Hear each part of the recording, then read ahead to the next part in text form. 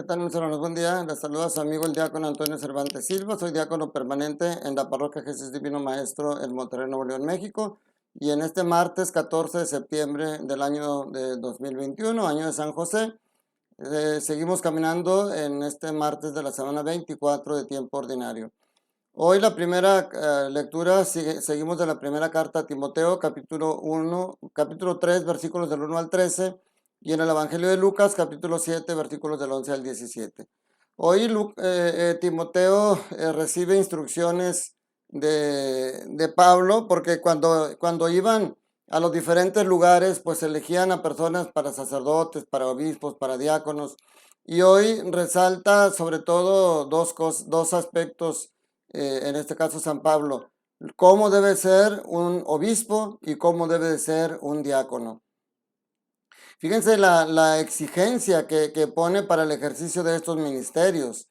Dice que el obispo sea irreprochable, que no se haya casado más que una vez, que sea sensato, prudente, bien educado, digno, hospitalario, hábil para enseñar, no dado al vino ni a la violencia, sino comprensivo, enemigo de pleitos, no ávido de dinero, que sepa gobernar bien su propia casa, educar dignamente a sus hijos, porque ¿cómo podrá cuidar de la iglesia de Dios quien no sabe gobernar su propia casa?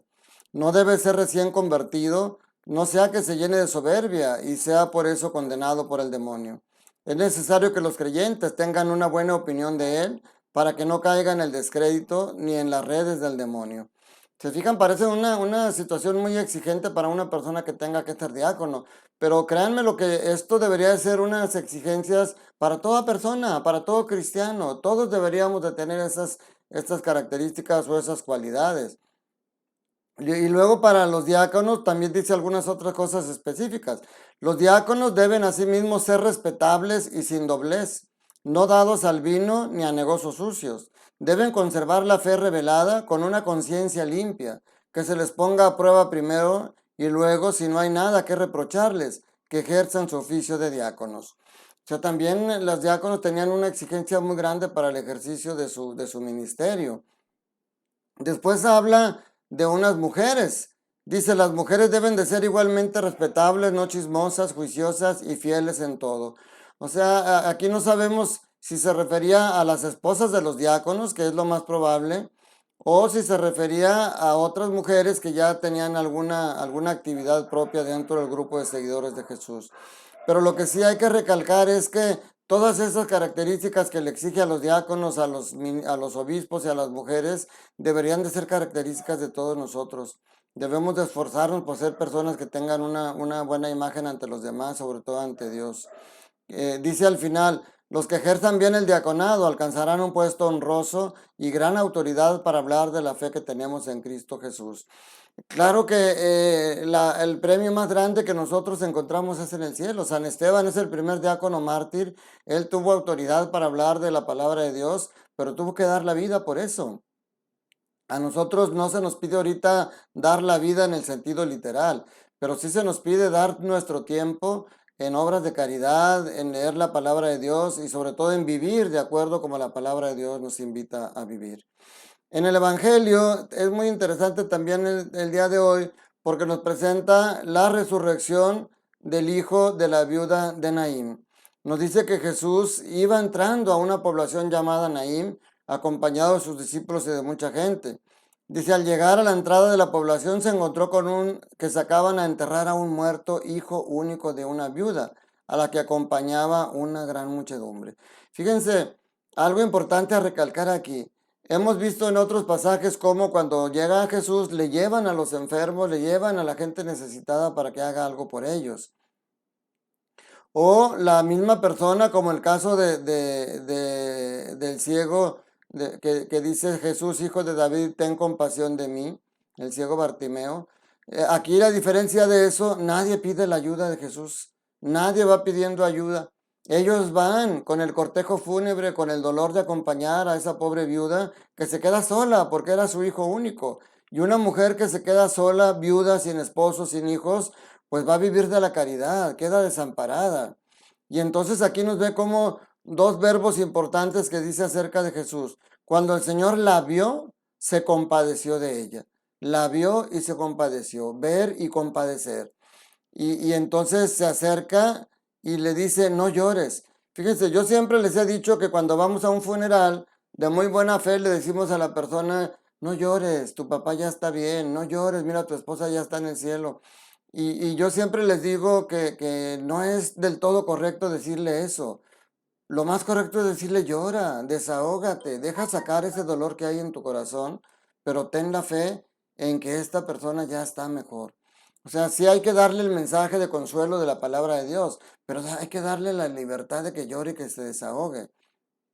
Jesús le dice que no llore porque él sabe lo que va a hacer. Él va a revivir, le va a dar la vida de nuevo a este hijo de esta mujer para que ella no quede desamparada. Entonces aquí de lo que tenemos que reflexionar primero, Jesús no es indiferente al dolor. Jesús ve el dolor y se compadece. Fíjense, aquí es importante también algo que he meditado en otras cosas. No dice que Jesús tuvo lástima, como en algunas traducciones a veces ponen. La lástima y la compasión no es lo mismo.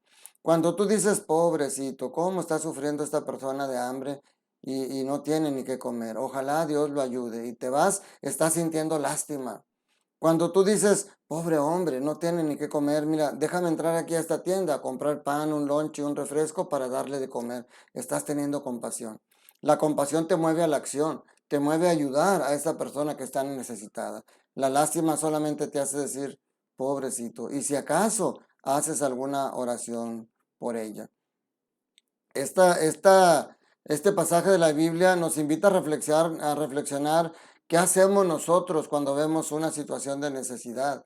Somos como el sacerdote levita que pasa y ve a la persona asaltada, herida y pasan de largo solamente diciendo pobre hombre. O somos como el buen samaritano que le dedica tiempo a curar sus heridas, incluso gasta dinero propio para dejarlo en buenas manos mientras él regresa. Esta es la invitación que nos hace hoy este pasaje del Evangelio. ¿Cuál es nuestra actitud ante la gente que sufre? ¿Nos acercamos a ayudar o solamente sentimos lástima? ¿O tenemos compasión y lo ayudamos? El siguiente punto a reflexionar dice que al final, dice, al ver esto, todos se llenaron de temor. A veces nosotros nos equivocamos cuando hablamos del temor de Dios, decimos, ¿por qué tenemos que temerle a Dios? A Dios no hay que tenerle miedo. Este es lo que mucha gente le llama el temor sagrado o el santo temor. El temor humano te lleva a atacar a eso a lo que le tienes miedo, a huir y esconderte de eso a lo que le tienes miedo. El temor sagrado te lleva a acercarte a Dios. El temor de Dios te lleva a acercarte a Dios, a actuar en una forma positiva, a hacer cosas buenas que te hagan estar bien con Él y no alejarte de Dios, no mantenerte alejado. Dice aquí que ellos reconocen a Dios, cuando ven esto sienten un temor, pero luego dice, comenzaron a glorificar a Dios diciendo, un gran profeta ha surgido entre nosotros, Dios ha visitado a su pueblo. O sea, el temor sagrado te lleva a acercarte a Dios, a glorificarlo, a darle gracias y gloria por todo lo que ha hecho y a reconocer la presencia de Cristo en esa circunstancia. Ellos reconocieron la presencia de Cristo y querían que se quedaran con ellos. Qué diferente de la gente de Gerasa. ¿Se acuerdan el pasaje del endemoniado de Gerasa? Cuando un endemoniado que andaba entre los sepulcros, Jesús le dice al demonio, ¿cómo te llamas? Y dice, nos llamamos Legión porque somos muchos. Jesús expulsa a esos demonios, entran en una piara de cerdos, los cerdos se dejan caer al lago y se ahogan.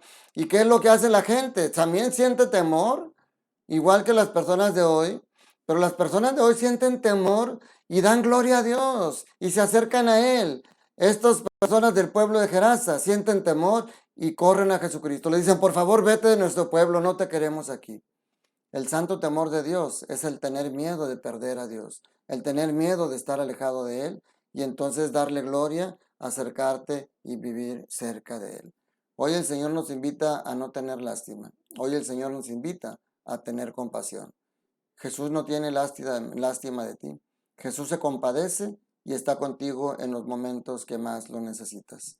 Que la bendición de Dios Todopoderoso, Padre, Hijo y Espíritu Santo, descienda sobre ustedes y sus familias y permanezca para siempre. Les mando un fuerte abrazo, les deseo todo bien en el Señor. Que tengan un día lleno del amor de Dios y recuerda, Dios te ama y Dios quiere que seas feliz.